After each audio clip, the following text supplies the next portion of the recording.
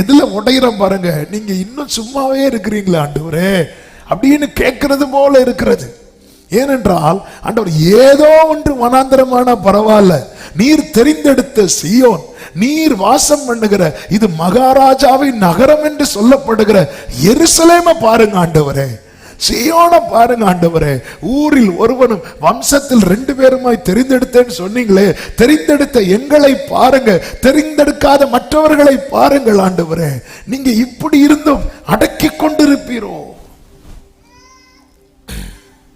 என்னுடைய காத்திருத்தல் ஏமாற்றத்தில் முடியுமா? நான் ஒரு நன்மை இதுவரை காணவில்லையே.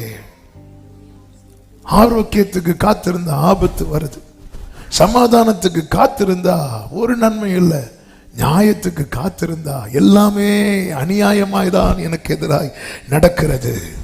என்னுடைய காத்திருத்தல் ஏமாற்றம் ஆகுமா அல்லது இனி மாற்றம் உண்டாகுமா?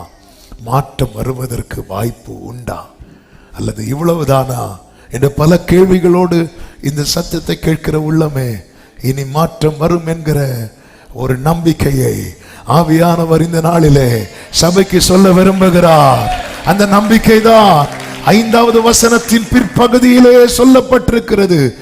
இன்னமும் தப்பி இருக்கிறோம், இன்னமும் தப்பி இருக்கிறோம்.